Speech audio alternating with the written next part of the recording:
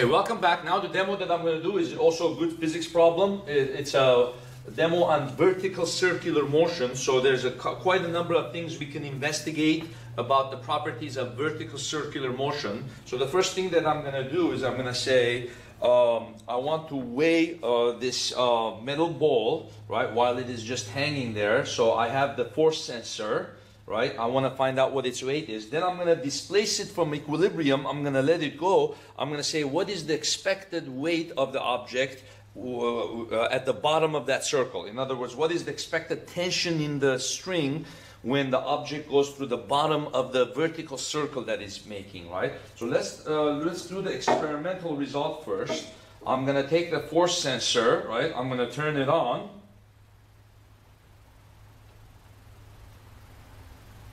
Okay, so I'm going to generate a graph of force versus time right here. So the first thing that I want to do is I want to press play. And while the press play is on, I want to press the 0 button right here on the force sensor. All right, so now the force sensor is zeroed. Then I'm going to hang this from the force sensor. And then I'm going to auto scale. So then I'm going to press play to stop it. I'm going to ask the GLX Explorer to give me the statistics. It says the average weight of that ball is 2.23 newtons. Then I'm going to displace the ball from equilibrium, right, like this.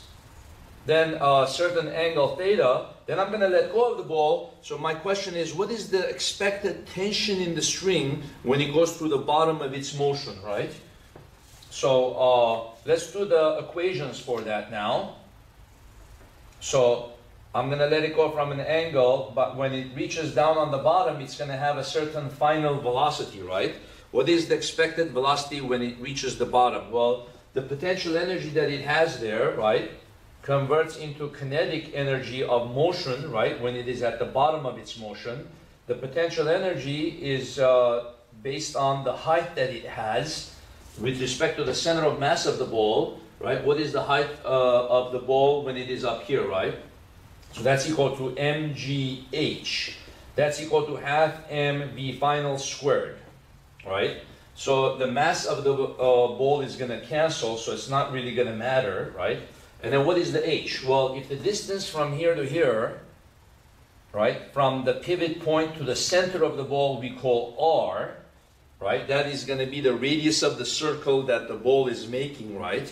So then that's going to be r. So if this is theta, this portion, right, from here to here is going to be r cosine theta, right? So it's the adjacent component of the r from here to here, r cosine theta. And then the distance from here to here is also r, right? So if I subtract r minus r cosine theta, that gives me this piece here, this missing piece, which is the height h. So h is equal to r minus r cosine theta, right? So then I have here gh, so g times h, and then that h is going to be r minus r cos theta. That's going to equal half of v final squared.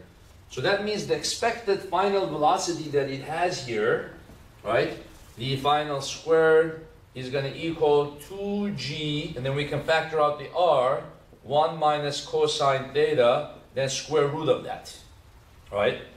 So the final velocity depends on the radius of the pendulum, right, from the pivot point to the center of the ball, and it depends on what angle I release it.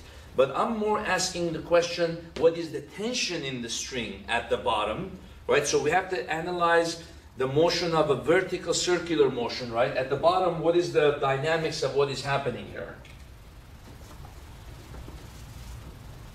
The question to ask is, which direction is the acceleration when it is at the bottom, right? When something is going in a vertical circular motion, when it's at the bottom of its motion, the acceleration is towards the top, right? That's centripetal acceleration, right? When it's at the top of its motion, the acceleration is towards the bottom, right? So at the bottom, the acceleration is towards the top, right? So which one has to be greater, the tension T or the mg, right? Since the acceleration of the object is centripetal and it's towards this direction, that means the tension T has to be larger than the weight, the tension in the string, in order to make the direction of the ball change, right? Because the ball is going this way, and the string is going to say, no, no, you're not going to go in that direction. You're going to go up with me, right? Because if I cut the string at that point, the natural tendency for the ball is to want to go in a straight line. But the string is going to make the ball go up with it, right? The only way to make it go up with it is for the tension to be larger than the weight, right?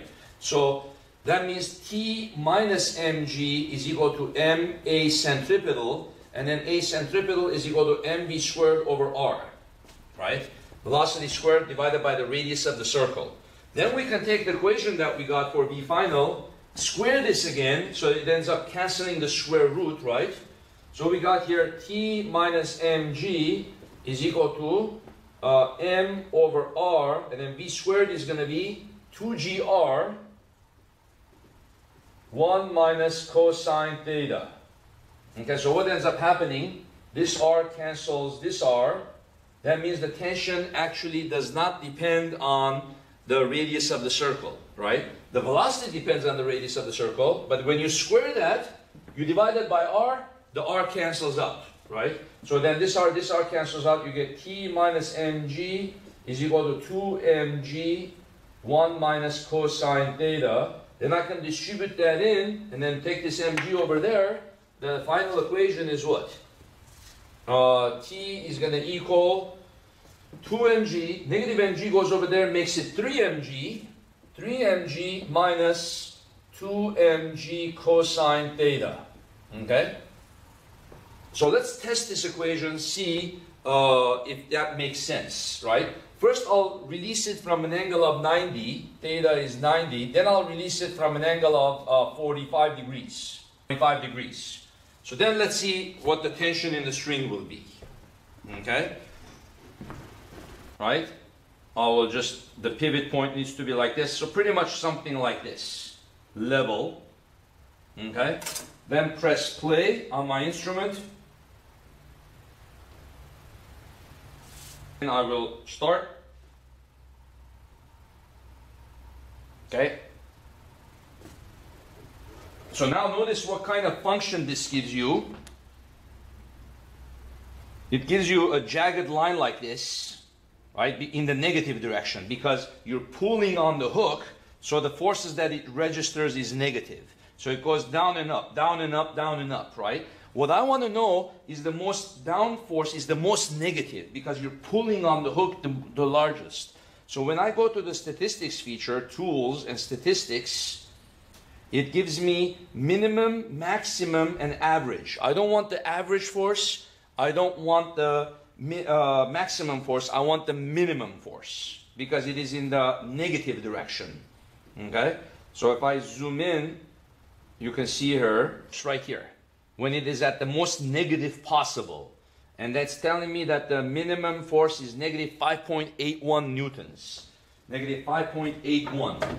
E theoretical is going to be equal to what? 3mg minus 2mg cosine 90, right? You put 90 here, and then this one cancels. So the T theoretical is going to be 3 times the weight, which was 2.23. So that's going to be equal to 6.69 newtons. So it should have registered 6.69 newtons. Okay, so you could probably do another run, see you get a better result. What we could do is take this out and zero the instrument again. Make sure the zero is done well.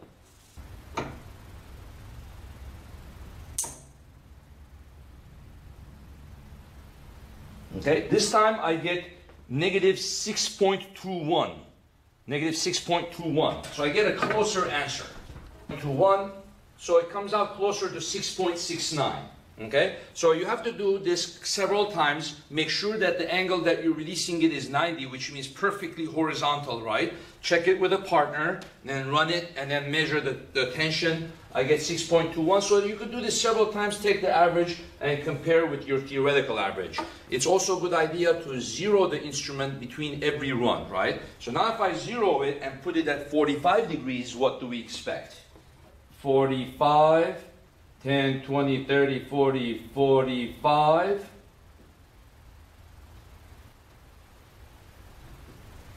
Okay? And then asked to see what the most minimum was. The minimum now was 3.54. Okay? 3.54. T minimum 3.54, which is the maximum, right? So then what's T theoretical? Okay, so now it's going to be 3 mg minus 2 mg cosine 45. 3 mg minus 2 mg cosine of 45, which is going to be what? 1 over root 2. Right? So if the regular weight was 2.23, then we're expecting to be 3.54. This one I am actually surprised. I got 0% error on the first try. I didn't expect this at all. Sometimes miracles happen in experimentation, right? So you get here 3.54, and when I did it, the most minimum force was 3.54, and I get 0% error. Now, other thing that we could try is a little bit different question. Okay? Continue analyzing vertical circular motion. So I could put a pin here. Okay?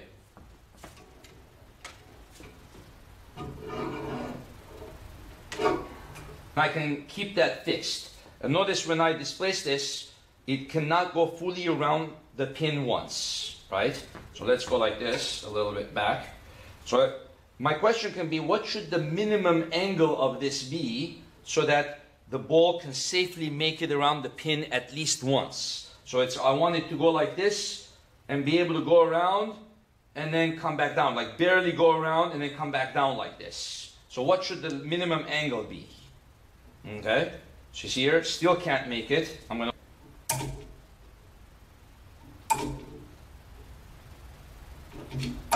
You see? Okay, let's fix it at that distance. So what do we need to know? What are the parameters that are of relevance? Right now, I'm not asking about force as much, but more what angle is required. Okay, so I want the string to come like this.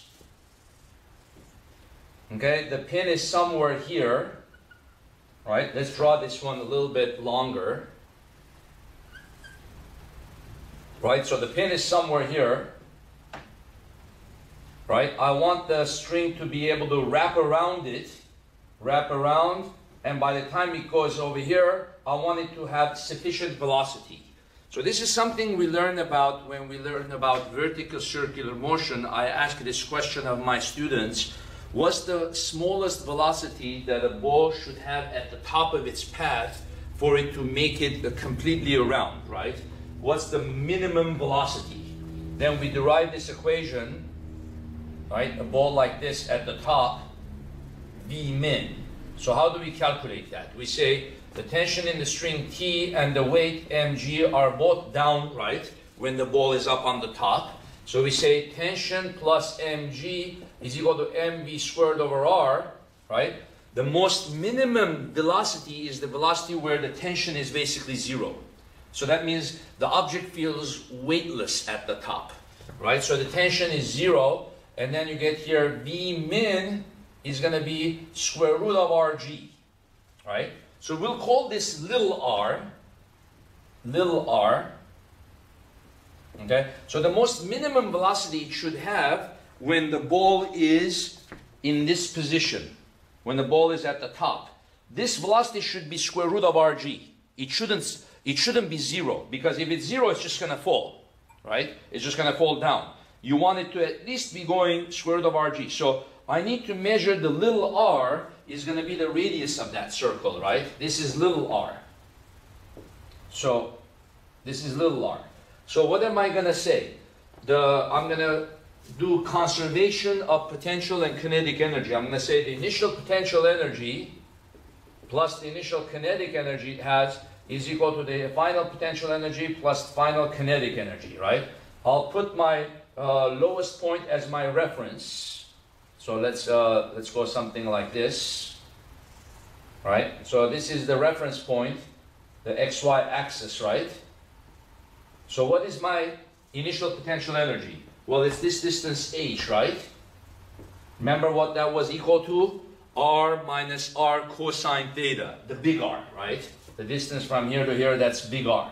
So I'm going to say the initial potential energy is mg R1 minus cosine theta. So if you forgot about that, look back in the video that I'm just doing. At the initial portion, I calculated the equation for the height h in terms of R and then theta, right? Then I got R minus R cosine theta, and then I can factor that out. The initial kinetic energy is going to be 0, right? The final potential energy is going to be what? The potential energy that it has here is equal to what? mg times 2r, the 2 little r, right? 2 little r. Okay. Plus the final kinetic energy that it has here. The kinetic energy is going to be 1/2 mv final squared. What's v final going to be? It's going to equal the V minimum. So don't put V final as 0. It has to have at least the minimum velocity of square root of Rg, right? So then the mass of the ball cancels. Okay? So then I have here Gr 1 minus cosine theta is equal to G2R plus half. V squared is going to be what? This squared, so it's going to be Rg. Rg. Okay, so interestingly, the gravity cancels. That means if you perform this experiment on the moon and perform it here on Earth, the angle that you need, the initial angle you need, is going to be the same. So that it doesn't depend on the gravity of the planet that you're on.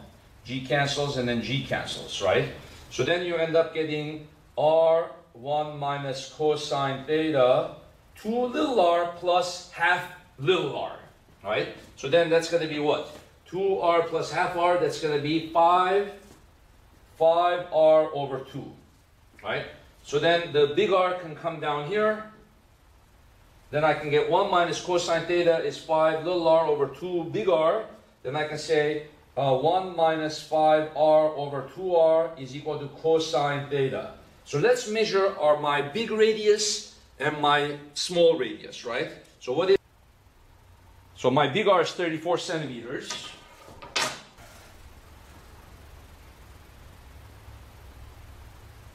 Okay, 8 centimeters. And the centimeter cancel, right? So then I have cosine theta is 1 minus 40 over 2 times 34 is going to be what? 68. So that means that angle has to be pretty steep, right? So we could try. Let's see if this works. Okay, so if I release it from 50 degrees, it shouldn't work. So this is right now about 50. Right now I'm at 50 degrees. You see, it doesn't work. So let's go to 55 degrees. You see, it also fell. See that? How it kind of went like this, and then right around here it fell. Now I can go to 60 degrees. See, it fell again. So let's go 65 degrees. 65 should work. Okay, so this is 65. You see, that was perfect because he came, he kind of wanted to stop, but had sufficient velocity to go and make it once all the way. So look at that again, 65 degrees. That's a perfect result. 65 right here.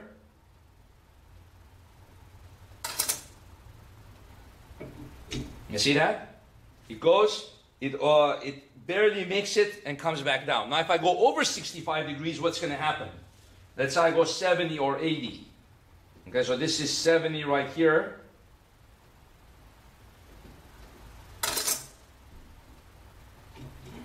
You see? It wrapped twice. Wrapped twice. So now if I go 80, okay, so this one also wrapped twice and almost made it 3 times. So you can see pretty much that anything above 65, 70, 75, 80, it's going around once and even twice, right? And if I go 90, it might even wrap around 3 times. So you can see how to do a good calculation like this. This problem involves a lot of good physics in there, the potential energy, the kinetic energy, and it includes this phenomenon that I discussed about the most minimum velocity that it has to have at the top, which is square root of rg, because the tension is barely equal to 0 at that point, right? So there's a lot of good physics. So you can see from this demo video, we investigated the tension at the bottom of the string, at the bottom of the circular motion, depending on the angle. And we also investigated what's the most minimum angle for it to make a complete circle based on where I put the other pin, right? So there's a lot of good physics in this problem. So I hope this helps. Thank you very much.